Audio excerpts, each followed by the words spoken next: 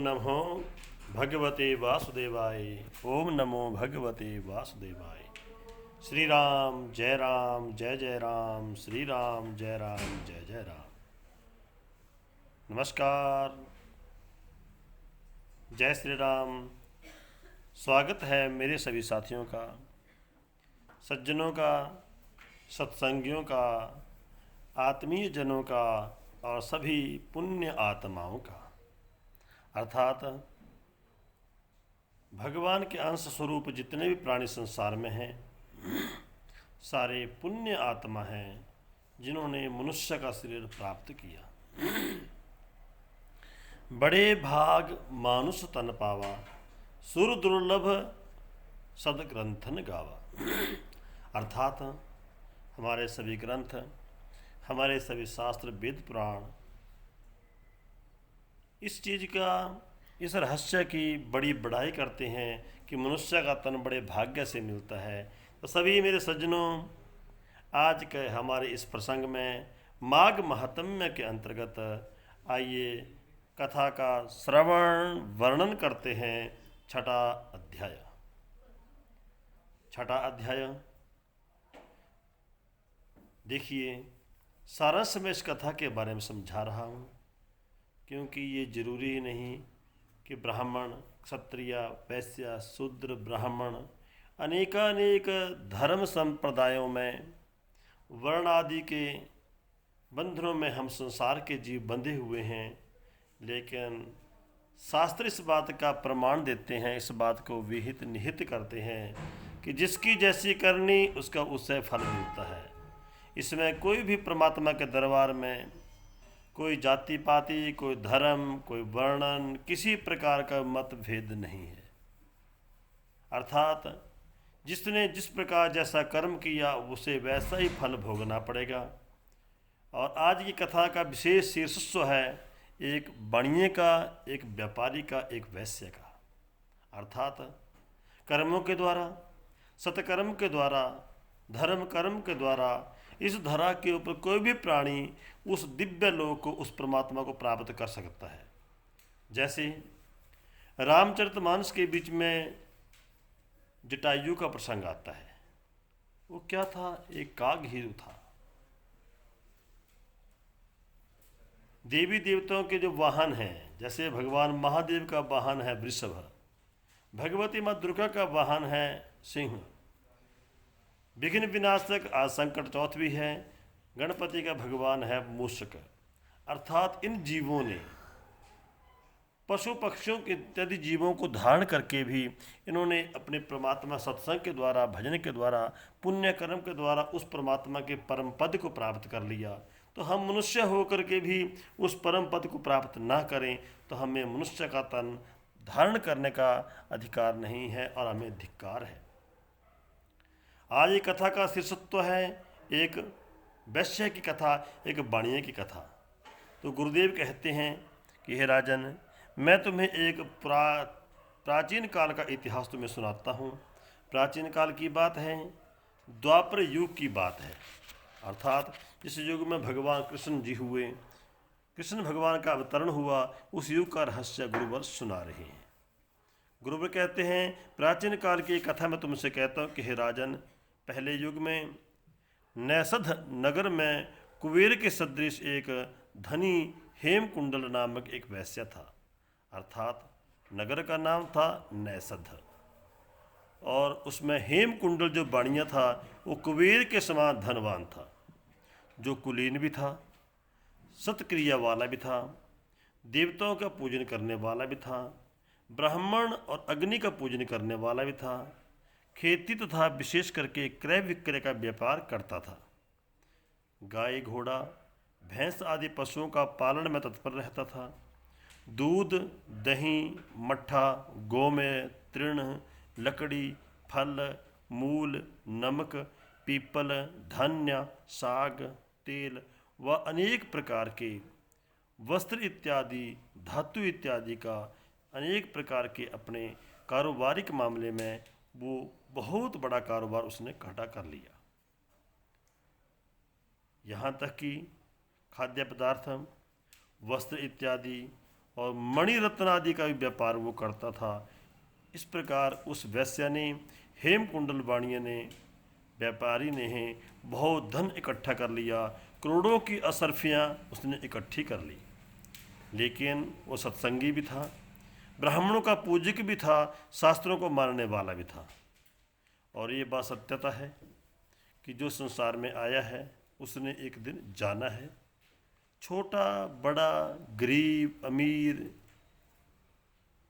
ये परिवर्तन प्रकृति का नियम है। उसी प्रकार हमें तन को बदलने का परिवर्तन भी हमारे शास्त्रों में निहित है। अर्थात उस वैश्य ने, हेमकुंडल ने विचार किया कि जीवन में बहुत बड़े बड़े व्यापार किए, बहुत बड़े बड़े मैं कारोबार किए और बहुत धन इकट्ठा भी कर लिया, और एक दिन मुझे संसार छोड़ के जाना भी है। इस प्रकार उस वाणिये ने व्यापार के साथ साथ बहुत बड़े बड़े यज्ञ के भी शुभारंभ कर दिए। उस धन के छठे भाग से उसने धर्म के काम किए, क्योंकि शास्त्रों में इस बात का भी एक मर्यादा है कि आप जो कमाते हैं उसका छठा हिस्सा आपने सर्व प्राणियों के हित में खर्च करना है। तो उस साहूकार ने, उस सेठ ने छठा हिस्सा धर्म के काम में लगा दिया। विष्णु भगवान का मंदिर, शिवालय, बड़े बड़े तालाब, बावड़ी, सरोवर तैयार कर दिए। बेर, पीपल, आम, जामुन, नीम आदि के बगीचों का निर्माण कराया, वाटिकाओं का निर्माण कराया। सूर्य उदय से सूर्य अस्त तक वो जितना हो सके, जितना कर सके वो दान देता था, धर्म कर्म करता था। नगर के बाहर चारों ओर उसने सुंदर धर्मशालाएं बना दी, अनेक प्रकार के सत्संग इत्यादि में अपना जीवन बिताने लगा। तो हे राजन, पुराणों में जो प्रसिद्ध दान है उसको नित्य प्रति वह धर्म आत्मा हेमकुंडल नाम के व्यापारी वैश्या नित्य निरंतर अपने जीवन में है दान करता रहा और अपने संपूर्ण पापों का प्रायश्चित करता रहा। क्योंकि जीवन में धन इकट्ठा कर लिया बहुत अच्छी बात है, लेकिन पाप रूपी जो हमने अधर्म इकट्ठा किया उसका प्रायश्चित भी बहुत जरूरी है। तो उस व्यापारी ने संपूर्ण प्रायश्चित करते हुए देवता तथा अतिथियों का पूजन करने में अपना समय बिताने लगा। तो हे राजन, इस तरह सदाचार करते करते उसके घर में परमात्मा की कृपा से 2 पुत्र भी पैदा हुए। पुत्रों का नाम कुंडल और विकुंडल नाम से प्रसिद्ध हुआ। अर्थात उस वैश्य के घर में 2 पुत्रों ने जन्म लिया। पुत्रों का जन्म नाम कुंडल और विकुंडल रखा। जब बच्चे बड़े होने लगे, युवावस्था को प्राप्त हो गए, तो धर्मात्मा ने, हेमकुंडल नामक व्यापारी ने अपने कारोबार का संपूर्ण उत्तरदायित्व अपने दोनों पुत्रों को हाथ सौंप करके वन में तपस्या करने के लिए, गृहस्थी का भार छोड़ करके वन में तप करने के लिए वन में चला गया। गोविंद नाम की तपस्या करते हुए, हरि नाम का जाप करते हुए, अपने शरीर को दुख सुख सहता हुआ अंत में इस जीवन की यात्रा को पूर्ण करके वह हेमकुंडल नामक वैश्या विष्णु धाम को हो, हरि के धाम को प्राप्त हो गया। अर्थात इस पंच भौतिक नश्वर शरीर को उसने प्रत्याग किया, हरि का नाम लेते लेते हरि के धाम को चला गया। और उधर राजन, उसके दोनों पुत्रों ने पिता के कमाए हुए धन का दुरुपयोग करना शुरू कर दिया। यौवन अवस्था में धन के मद से अभिमानी होकर के नारकीय पाप कार्यों में तल्लीन हो गए, दोनों धर्म रहित हो गए। वे माता और वृद्ध जनों के वचनों को नहीं मानते थे, पिता के मित्रों का बहिष्कार करते थे, अधर्म के पथ पर चल करके स्त्रीगामी, वैश्यगामी इत्यादि पाप कर्म करने लगे। गीत संगीत रंग में फंस करके सदैव सैकड़ों वैश्यों के साथ रहने लगे। खुशामदी, जुआरी, पहलवान, धुर्तों की संगति करते हुए, अच्छे वस्त्र पहन करके, कस्तूरी तिलक लगा करके, मोतियों के हार पहने हुए, दोनों घोड़े, हाथी, रथ इत्यादि पर चढ़ करके पिता के धन को अपव्यय करने लगे, उसकी बर्बादी करने लगे। पाप कर्म में तल्लीन होकर के दिन रात उस धन का अपव्यय करने लगे। इस प्रकार दोनों कुपात्रों में धन का खर्च कर दिया, ना सत्कर्म किया, ना दान किया, ना यज्ञ किया, न सुपात्रों में दान दिया, न ब्राह्मणों का पूजन किया, न यज्ञ किया, न हवन किया, और न ही भगवान विष्णु की पूजा की। उन दोनों ने थोड़े ही समय में उनके पिता का संपूर्ण इकट्ठा किया हुआ धन नष्ट कर दिया। तब वे परम दरिद्री होकर के दुखी होने लगे, क्योंकि हर सनातन में हर स्थिति की एक मर्यादा है। खाने की, पीने की, रहने की, सोने की, बचनों की, नियम की मर्यादा, हर मर्यादा शास्त्रों में बांधी हुई है। जब हम मर्यादा का खंडन करते हैं तो एक ना एक दिन हम विपत्ति में पड़ेंगे ही। धन खत्म हो गया, आदतें बिगड़ी हुई थी, पाप कर्मों में लिप्त थे, और अपना गुजारा करने के लिए अब घर घर पहले तो मांगने के लिए जाते थे, अब उसके बाद चोरी करना शुरू कर दिया।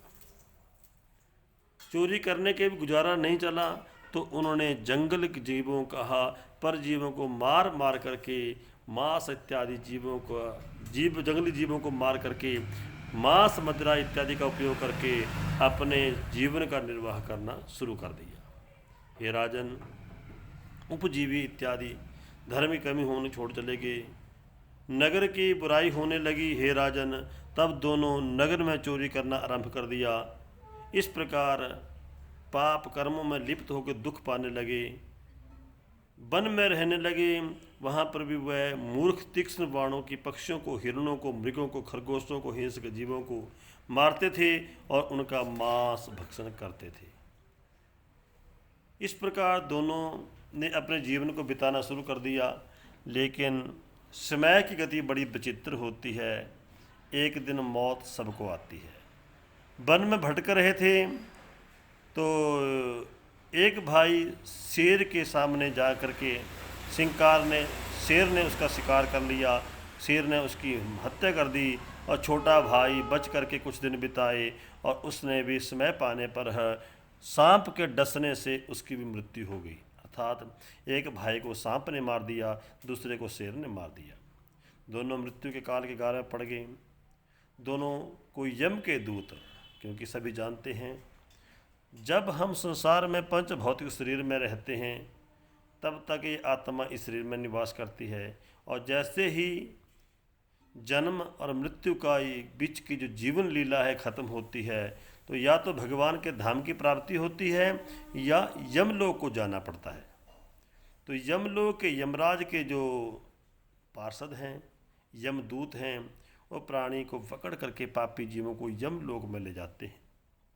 यमलोक में जाकर के धर्मराज के सम्मुख उन पापी जीवों को खड़ा करके उन दोनों पातकियों को यमराज के समक्ष खड़ा करके उन पापों के वर्णन करते हैं और उन्हें कौन सी सज़ा दी जाए, कौन से के नरक में डाला जाए। देखिए, इसमें भेद है। जिसकी जैसी करनी वैसा ही फल देता। नरक हैं, नरकों में पड़ते हैं, लेकिन नरकों में भी कौन कौन से नरक, 21 प्रकार के नरक हैं। जैसी करनी वैसी भरनी, अर्थात जैसा कर्म किया होता है वैसे ही नरकों में यमराज उसे पटक देते हैं। तो धर्मराज के द्वार में, यमराज के द्वार में जा करके उनके पापों का, पुण्यों का निरूपण होता है और कहते हैं, बताइए महाराज कौन से नरक में से डाले। और देखिए कौन से नरक में वो जाते हैं या नरक से बच जाते हैं। बचते हैं तो कैसे, नरकों में पड़ते हैं तो उनकी क्या दुर्दशा होती है, ये प्रसंग आपको सुनाएंगे कल, यानी कि 7वें अध्याय में। तो साथियों, इसी प्रकार माघ महात्म्य के 6ठे अध्याय का यह महात्म्य पूर्ण हुआ। शास्त्रों में विहित है, स्कंद पुराण में विहित है, धर्मराज नरा चेतावनी सह शंखम आलतः आज्ञा देहि में भुगतेषु प्रसिद्ध करवामी किम, अर्थात कौन से नरक में से डालें। अब देखते हैं 7वें अध्याय में उन दोनों पापियों की क्या दुर्गति होती है, या भगवान किस पुण्य के प्रभाव से उन्हें नरकों से बचाते हैं। साथियों, ये माघ महात्म्य का ही तो प्रभाव है। ये दिव्य कथा मुझे सुनाने का सौभाग्य मिल रहा है, और आप मेरे साथी अपने घर में बैठ कर के नित्य प्रति इस कथा को श्रवण कर रहे हैं। बस कर लीजिए अपने जीवन को सराबोर। जाने में अनजाने में तुमने जो पाप किए हैं अवश्य हो एक दिन माफ़ होंगे। मेरा तो धर्म ही है, मेरा तो कर्म भी है, संपूर्ण प्राणियों के लिए कष्ट निवारण, पाप विनाशक इन रहस्यों को आप तक पहुंचाना, और मैं पहुंचा रहा हूं, पहुंचाता रहूँगा। और साथियों, आपसे एक बात का तो निवेदन है, आप इस रहस्य को सुनते हैं और अपने साथियों तक पहुंचाएं ताकि उनका भी कल्याण हो। अर्थात कर्मों का फल भोगना पड़ता है और इसे बचना है तो कैसे बचें, प्रायश्चित करना है तो कैसे करें, इस रहस्य को सुनते हैं, सुनाते रहेंगे। इसी के साथ करते हैं आज के प्रसंग को विराम। तो षष्ठम अध्याय यहीं समाप्त होता है और परमेश्वर श्रवण करने वालों की मनोकामना को पूर्ण करें और सभी सज्जनों को, उन पुण्य आत्माओं को पापों से मुक्त करें। जय श्री राम। राधे राधे।